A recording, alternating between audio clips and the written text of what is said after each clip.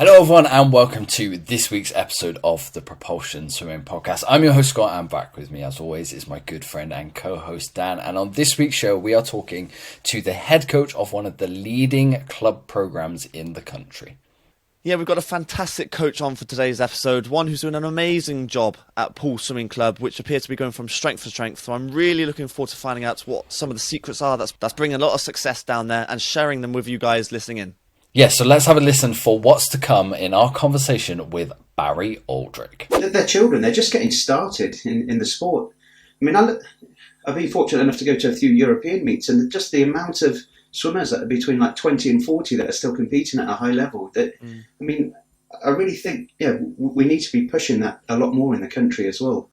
We've got to be realistic as a club. I mean, we've started to get a good Bournemouth University programme going within the club now, but we're light years away from having the athlete support around what the people get, the swim performance centres or the British national centres or some of the big university programmes, and also as well that when people become men and women, they need to train with men and women as well, and we've got to be realistic that we've got to take them to that next step and push them. So on this week's episode of the Propulsion Swimming Podcast, like we mentioned in the intro, we are speaking to Barry Alldrick, the head coach of Poole Swimming Club. Now, over recent years, Poole has helped the careers of the likes of Jacob Peters and more recently, a guy who is one to look out for on the senior stage, Robbie Hemmings. Now, we're going to be speaking to Barry about the setup at Poole, why it is much more of a family kind of feel than a swimming squad. It's a community, exactly, Dan. The secrets behind this, why there is no egos involved when he is helping swimmers for their future careers in the sport, and where the recent success is coming from. Yes, really looking forward to this one, and I'm also really interested to find out the transition from club to club, like Jacob did when he went to Bath, and Robbie will be going to Bath as well when he goes to uni there. So yes, that's a lot to look forward to in this episode. Yes, so please welcome on to the Propulsion Swimming Podcast this week, the head coach of Poole Swimming Club, Barry Alldrick. Barry, thank you for joining us this week. How are things with you? Yeah, it's just a pleasure to be on the podcast, and thanks for the invite. Yeah, we've just come off the back of a training camp in Tenerife, which has been good. And then, full steam into the British champs, I guess, for the top swimmers in the club. Yeah, very much. Now, Poole has a long and rich tradition of kind of supporting and developing people within both its local community and swimmers, producing a fair few top swimmers for GB. But before we get into that and the setup of the club, as we always do with coaches, I think it's really important to kind of respect the journey through the sport of swimming that you've had so far. So where did it all begin for you, whether that's when you were actually swimming in the sport or coaching aspect? Yeah, I guess coaching-wise, I was at a club called Lincoln Vulcans, and then started doing some assistant coaching like many people do, and then kind of enjoyed it from there. I moved down to Bournemouth probably in about 2001, so yeah, a good few years ago now, and then started doing the strength and conditioning programme for Bournemouth Dolphins at the time, and then took on a little squad there. And then there's a little club called Christchurch Seagulls, which were in need of a coach. When I went across there, this was, I guess, my first part-time role as a head coach, which started with the first week marching through the town centre to save the club with 38 members. And then we built it up from there. And 10 years later, we had like a thriving swimming section with national swimmers and water polo players doing well, and a synchronised swimming section and some para swimmers coming through. So yeah, and then 9 years ago, progressed across to Poole, and yeah, it's been a bit of a rapid journey since then. Wow. I mean, so you've been at Poole for 9 years. You've clearly loved it there. Are there any particular highlights throughout your time there that you've most enjoyed? Yeah, so I guess some massive highlights. There's been some, I guess the ones that have hit me emotionally most are seeing swimmers progress onto the international stage. I guess when you're a coach, you build through those careers of your first county medalist, regional medalist, national medalist, and then it goes on to the international stage. So there's been a couple of moments where, I mean, when Jacob qualified for the Commonwealth Games from the club in the 200 fly, that was a a funny moment. I could barely stand after that race, and then Bill Furness coming up to shake my hand, and I thought, oh God, got to do a strong handshake. It's like, get yourself together. So that was a good moment. And then seeing him qualify for the Olympics was good. And then further down the club, when we first started, we were quite big rivals with Bournemouth, which is our next local club to us. And I guess seeing the other coaches and has developed through the junior leagues and go on to win some of those locally as well, and go on to become county, and seeing the pride in the coaching team has been quite special as well. So it's important for you at a club like Poole to see kind of success at every level. It's not just your Jacob Peters of the world.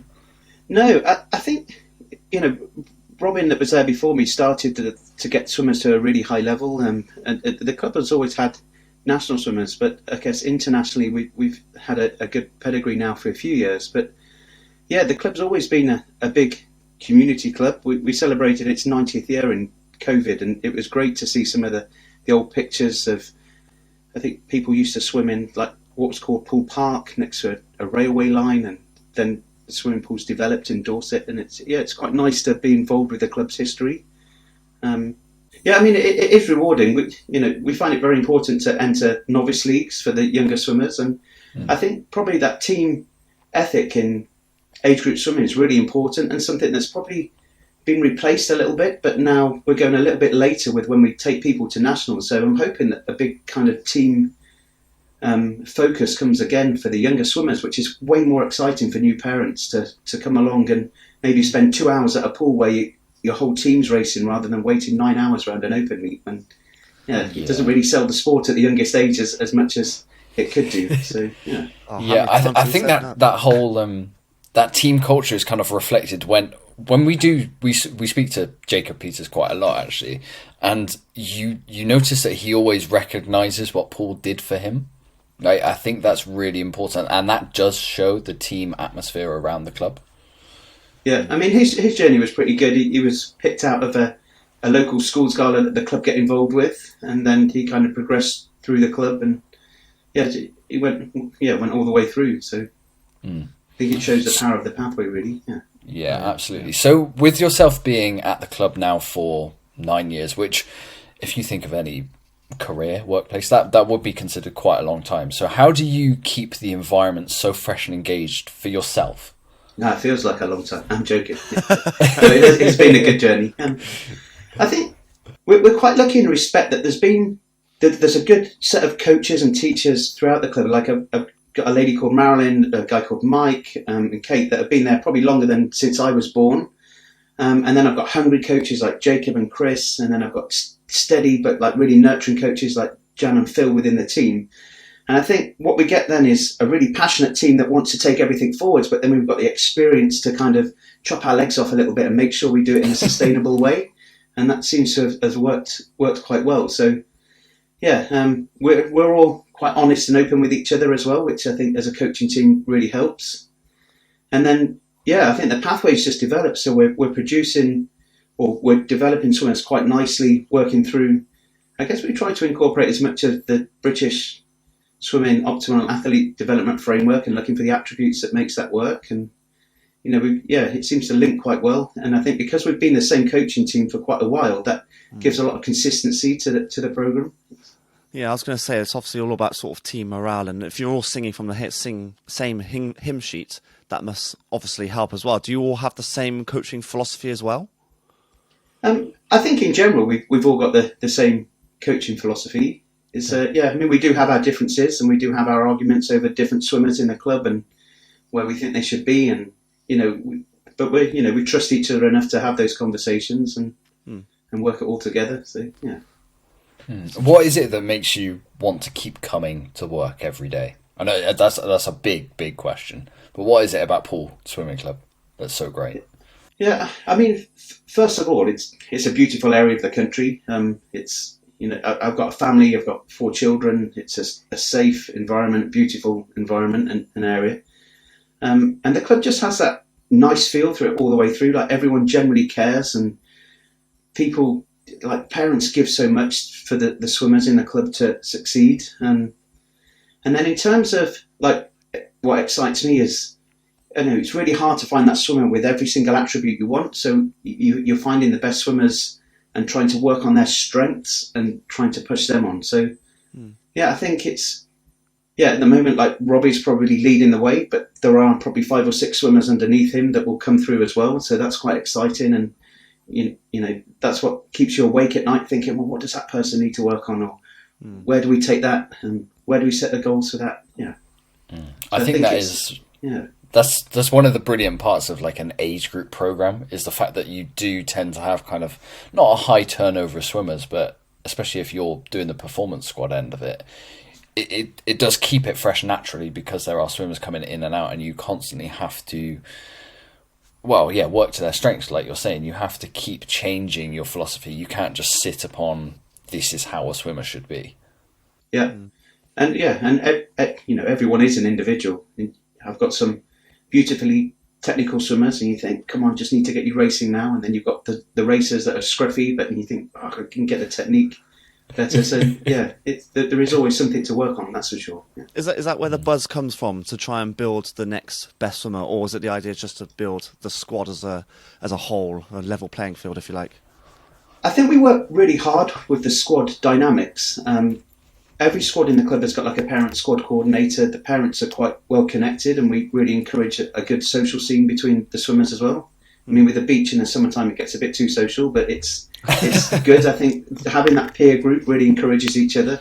Yeah. So I think there is a big squad emphasis, but for me, I guess the drive is seeing people progress onto those national teams and taking a step up. I think years ago, getting to nationals was a big level, but then there's quite a few steps after that as well, and it's taking swimmers up through those steps and trying to make sure, I guess, they've got the skills to transition from the junior to senior level.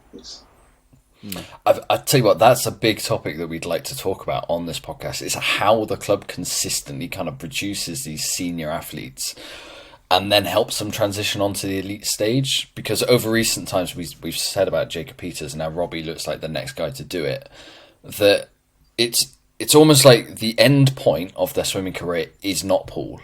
And I think you're setting them up for it not to be that way. Is that the case? Oh, massively. I think, they're children. They're just getting started in the sport. I mean, I've been fortunate enough to go to a few European meets, and just the amount of swimmers that are between like 20 and 40 that are still competing at a high level. I mean, I really think, we need to be pushing that a lot more in the country as well. And trying to get, like, it's the Bucks this weekend, and I mean that looks absolutely rammed, but it'd be good to keep that going. So as many of the swimmers that we can push into that as possible, the better. And just encouraging the swimmers within the squad to go out there and network with other swimmers and other coaches. I had a girl, Catherine, she did a tour of about 5 universities in the summer last year, and then she's got offered a place at Rice now, so that's quite good for her. And then Robbie's been going to Bath regularly to network with the performance squad there, and he's getting on well. So hopefully it's just providing that transition. And I guess it takes a bit of experience to build up the connections and networks with the swimming, the performance centres, or the big universities across Britain. But most of the coaches encourage the swimmers to go and have a look at all the programmes and try and balance it with what they want to study. So I think it's about not being precious and letting the swimmers find their way. So rather than almost waving a swimmer on their way once they say it's time to move on, are you actively helping them find the next place? That's what that sounds like. Are you helping them future their career? Yeah, I think we've got to. I think we've got to be realistic as a club. I mean, we've started to get a good Bournemouth University programme going within the club now, but we're light years away from having the athlete support around what the people get, the swim performance centres or the British national centres or some of the big university programmes, and also as well that when people become men and women, they need to train with men and women as well. And we've got to be realistic that we've got to take them to that next step and push them on. It's I'd love for Bournemouth University to build a 50-metre pool and us to be able to progress that, but at the moment it's it's a dream. Most coaches would say that, wouldn't they? Like, we need a pool everywhere, if that's all right. So when do you recognise when a swimmer needs to do that transition? Yeah, I guess that is quite individual. And I guess, the first experience of that was with Jacob. But I think, as soon as they're showing potential and they're looking like they want to continue swimming and balance that dual career with swimming and studying, let's start looking at universities, probably in lower six, and trying to visit some of the programs and going from there. So would you encourage them to do it if they were younger? So let's say they were, I don't know, 14, 15, so before uni sort of age. Yeah. To move, yeah. I mean, at the moment, I feel like we can cater for swimmers up to kind of that European junior level. But by all means, that doesn't mean that I'd ever stop a swimmer if they wanted to look at, okay, I might work with that coach because that's going to help me. It's about the athlete really. At the end of the day, it's interesting you put the mark at lower sixth, because my co-host here, Dan. When did you get encouraged to move over to the Cardiff national squad there? You were about 20. I was 19, 20, something around that sort of age. Yeah, so, and you have always said it's probably about 2 years too late for you. That's what I said to myself, yeah. It was. I should have gone at 18, looking back, but yeah. Very generally, I think sometimes, and this is a very general sweeping statement, but girls seem to be a lot more organised and, I don't know, almost a bit able to progress, and I sometimes think like boys needing maybe a year or 6 months after school to assess and then step forwards again. Like I said, very general and everyone's individual, but it's, possibly. I think also sometimes it is hard when you've got this senior standout swimmer, which Dan was at our club. It's quite hard to see them move on because they're almost your source of success as a club, as a coach and a club. Do you find that easy to do as a coach? Not at all. I think as well as in that situation, you are kind of the golden swimmer as well, aren't you? So and you feel loyal to the club and you feel loyal to your coach, and it the first time I went through that, I guess it was quite hard between the swimmer and the coach to look at what was best, because I guess everyone wants that success in their club, but in the end, I think having gone through that experience now, I'm not afraid to, let people go, and it did feel different when one of your best swimmers moves on because you've invested a lot into that level. But obviously, you're confident that the program that's in place at Poole can help produce more top swimmers. No, definitely, yeah. Like I say now, I think we've got, the coaching team has been really consistent and really dedicated, and we have got that pathway that is bringing swimmers through nicely. So if we talk about Robbie for a little bit, what do you expect from him over the next few years? Because he's obviously doing quite well on the backstroke front at the moment. Yeah, he's just been a guest at the Bucks today and competed in the heats, and first long course race of the season's gone pretty well. But there's a lot of backstroke boys around that age, so I think that, he's in a lucky position, really, where it is quite a competitive event at the moment. So there's going to be a lot of races. I know him and Matthew Ward have done exactly the same time in the last 2 100 races. So there's, some healthy rivalry there as well. But this year we've kind of said for Robbie, let's make this a big training year, because next year, there are some big opportunities. And if we can get down to take the times down, but be solid with our training, and, his capacities are at a good level to progress into Bath and then take that further, that's really, this year is a big training year, trying to bring it down, and next year hopefully he can push for places on, who knows, the Paris team. A few weeks ago we spoke to Nathan Hilson, who's now leading up the performance pathway and helping junior athletes essentially make that transition over to seniors setup. Now, it's probably too early that you've spoken to him about Robbie, because he's just helped take on the role from Kev Renshaw, but what sort of sounds were you hearing from British Swimming as you tried to develop Robbie into a senior athlete? It's been pretty helpful, because you go through a system where I guess you lay out a plan and you set some goals, and then you sit down, and then those goals get put into an individual action plan. And then, fortunately, I've had Kevin Renshaw come down, and Nathan came down at the start of this week as well, just to watch the sessions. And, I just find that valuable as well, because, both Kevin and Nathan really experience and give you feedback on the program and look at the swimmer as well. And, so it's just reassuring to have that guidance, really. And after 9 years at Poole, you still, it's still great that British Swimming are giving you guidance and not saying, well, you're experienced now. Yeah, I think it's a two-way thing. Like, if you need help, go and ask for it, because I've never heard of a coach saying, well, no, go away. It's like, yes, okay, come on, we can do this. So I think as well, yeah, you've got to go to them as much as you want them to come to you as well. So if I need some help with a strength and conditioning program, we've got the connections in British Swimming to do it. If I need a physio to look at Robbie, we can go there. So it's just using the resources to as best as we can, and reassuring, knowing that's there. Yeah, I think the message is to basically say, sort of, you want to spread your wings a little bit and just send out advice to everyone and everyone that you can, because then ultimately it's all about the swimmers, trying to progress them through the ranks as high as possible to then hopefully bring back medals on the Olympic stage. That's the ultimate aim, really. Exactly, yeah. I think these values you have as a coach of being unselfless it's really admirable, especially when you think of the swimmers that are coming out of Poole. But is there any attitudes that you kind of expect from your swimmers in the squad? So we've spoken a lot about your attitudes, but what about them? Yeah, I mean, a few years ago I did have quite a rowdy squad, and we sat down and we had a big meeting on, we need to set some values, and to the point where we probably set them 5 years ago now, but it's almost like a hidden environment that those values are expected. There's a lot around commitment.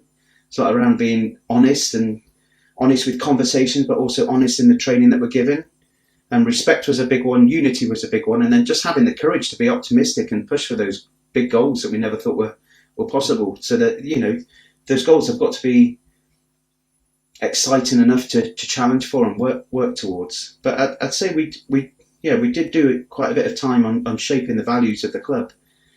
I think as a younger coach, I used to get stressed with attendance and stressed with people being late. But now it's kind of, this is the environment that we're in. This is kind of the hidden agenda or curriculum that we're looking for. And it's kind of people just walk into it and then buy into it. So, yeah. You say hidden, does that mean you don't have to bring it up anymore? It just happens naturally. Occasionally we have to touch on it, but most of the time it's just it's almost an expectation now. If that makes sense. It's yeah. So do you reckon these values help keep swimmers in the sport longer? I think you'd like to think it widens their thought, and we often challenge the swimmers to think for themselves a lot rather than telling them what to do all the time. I guess there's a transition period between being really directive with the coaching with younger swimmers to then wanting the swimmers to take on that self-management and self-reliance themselves. So I would say, I haven't had a rowdy squad for a few years. They'll hear this now and that'll be it. But it's it's just quite a nice focus. It's and everyone knows why they're in the squads they're in, I guess.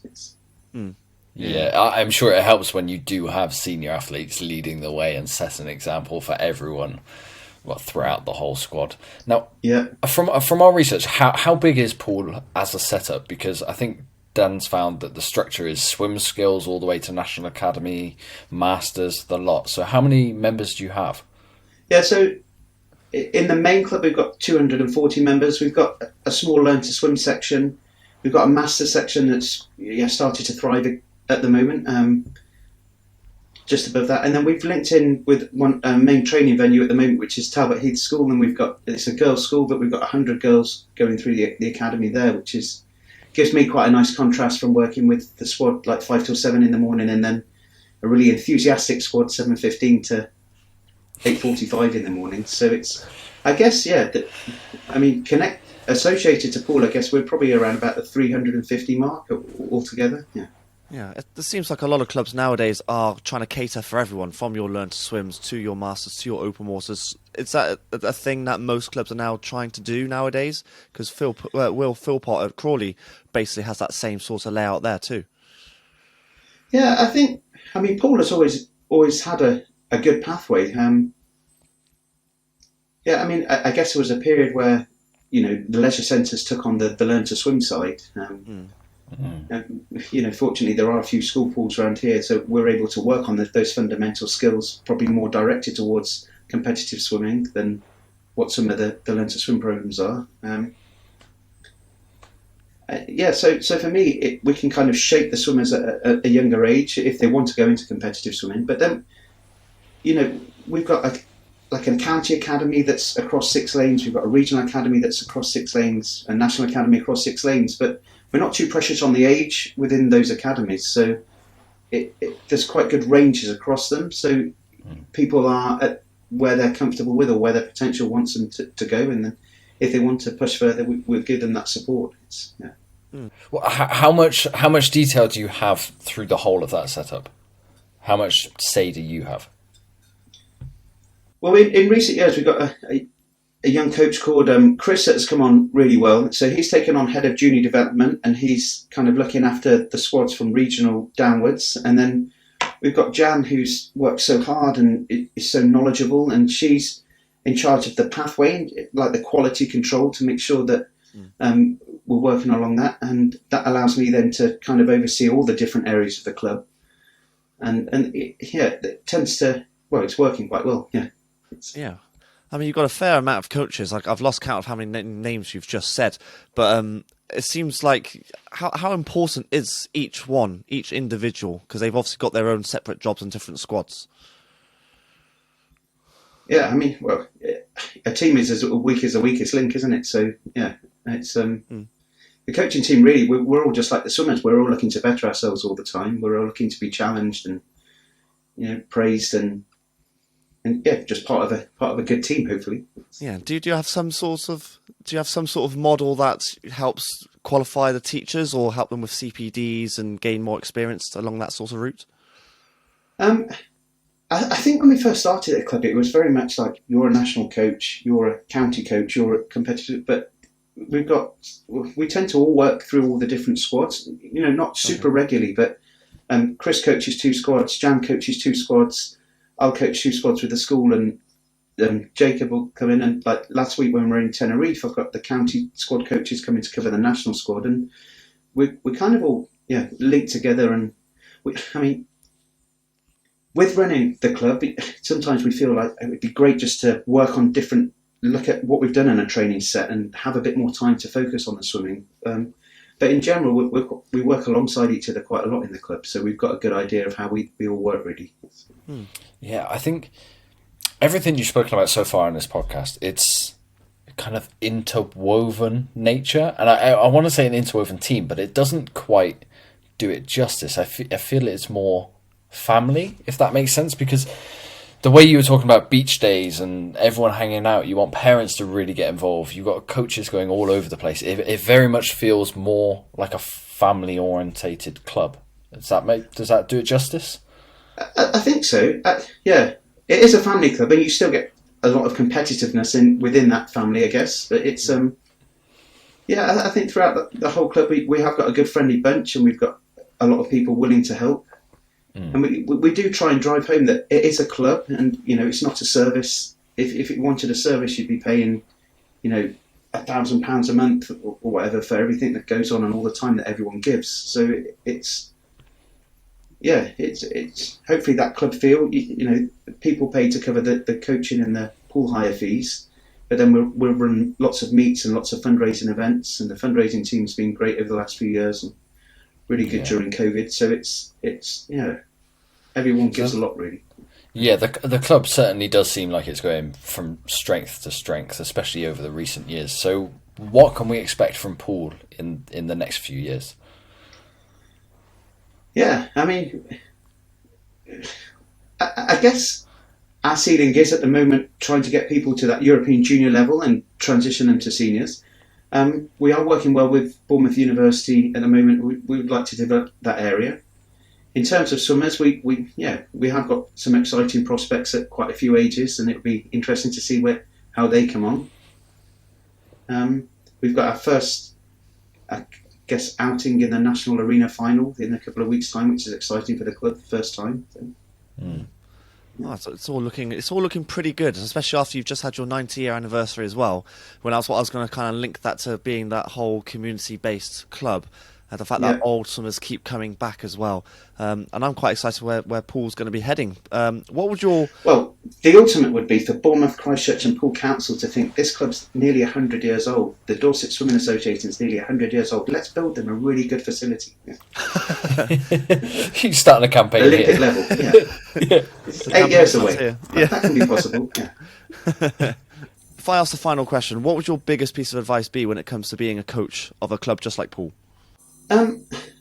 A young coach, you have all these ideas, you want to run with them and you go really fast. And I think sometimes it's not sustainable what you're doing. So I think, listening to people that have been there and done it. I think sometimes as young men, we can be not arrogant, but we can be quite led by not seeing the consequences sometimes. Probably talking about my own experiences more here, but I think it's trying to be grounded and just gradually build and not kind of go for the sprint.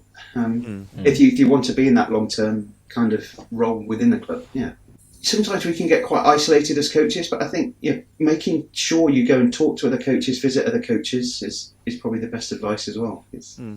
And things like what you guys are doing, it's like listening to your podcasts in the car on the way to training and back. It's we're you flattered pick by up that. little things all the time. So Says a lot for a man from Poole to say make connections, go see a lot of people because everything's quite far away. Very far. Well, yeah. Now, Barry, I know you know these are coming, but we do usually finish the podcast with some quick fire questions, and we've got a coach's edition. Do you sound up for those? Yep. So what is your favourite stroke to coach? I quite like coaching the medleys. So bit of a rounded answer, but all of them, yeah.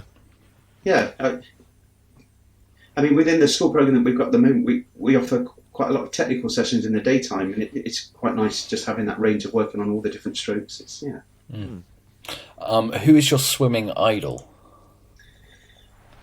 I think when I started coaching, I think Michael Phelps has got to be probably the most common answer, but it's the guy that really took the sport to another level, wasn't it? So Yeah. What's your proudest moment been in the sport of swimming so far? I think when Jacob did qualify for the Olympics and he was interviewed and he did say a big thank you, and I think I felt that, so I guess that was the proudest moment. Nice. What is the hardest set you've ever given out in training? I was trying to think on this because it's really hard to remember just a standout set. At the moment, we're going through, I guess the middle and sprinters are going through quite a lactate tolerance type workout. So there's been some pretty grey faces in the training pool this week, and we've done things like lots of like press ups and pull ups in the warm up, then some descending work into 75 all out into 350s descending, and then only a 50 recovery, and maybe done 4 rounds, and that's been quite tough.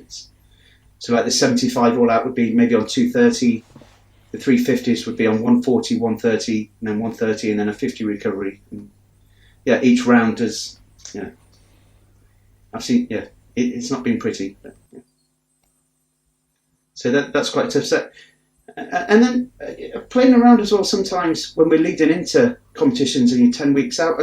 Like Jacob, at one point we went 10 200s fly, 12 weeks out, then 9, 8, 7, 6, 5, 4, 3, 2, 1. And I think that was quite a nice progression of, yes, it was tough at the start, but it made the fly quite aerobic for the 200, and then it just got faster as we got closer to the meet. So, That's kind of the opposite way that that's the opposite way that I've experienced from coaching. Usually it's like start of the season, we start low and then we build to a very high number and then it kind of stops.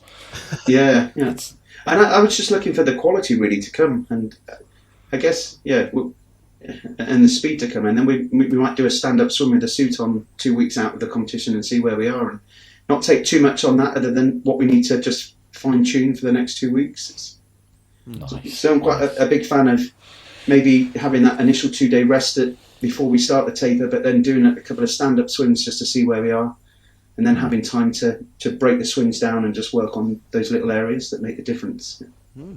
Cool. And final question, it's a little bit away from swimming, but it helps everyone get to know you that little bit better. If you were to go on a road trip, there's 3 spaces in the car. You can take friends, family, celebrities. Who would you take with you? I think towards kind of the end of the season meets, I always look forward to going on holiday with the family. So definitely my wife and children. Like getting in the car and putting on the Bob Marley and the Beach Boys, and you then know you're on a holiday, and it's quite a good trip. And we drive down to France or Austria or Italy or somewhere like that. So definitely the family. Very nice. Celebrity-wise, I don't know. I've been watching quite a bit of Will Smith's adventures lately, but I guess someone I can relate to growing up with Fresh Prince of Bel-Air, and then not relate to in lots of ways, but relate to him like he's always been there, and so I find him quite interesting in what he's doing adventure-wise, and I find Brian Cox quite fascinating as well. It's opens a few minds, he does, doesn't he? Yeah. Well, Barry, thank you so much for coming on to this week's episode of the Propulsion Swimming Podcast. Been thoroughly, enjoyable learning about the program that you've got going on down in Poole. We know there are certainly some swimmers to look out for in the near future, and best of luck for the rest of the season. No, thank you very much. Yes, thank you very much for coming on the podcast, and hopefully, fingers crossed, that 50-metre pool down in Poole will be built for you. Who knows? It's a distant dream. Thanks, Barry. Thank you very much, Thank Barry. you. So Dan, fantastic to speak to the man who is leading one of the best club programs in the country. We have certainly sat up and taken notice of the performances that have been coming out of Poole over recent years, but it's great to hear not really about the performance side, but more about the dynamics that are happening in a squad of 300 deep. Yes, I actually mentioned on a podcast about the Crawley setup with Bill Philpott, and the fact that you cater for everyone. You go from the learn to swim right the way through to Masters Open Water, even triathlon. I imagine they've got their own separate group as well.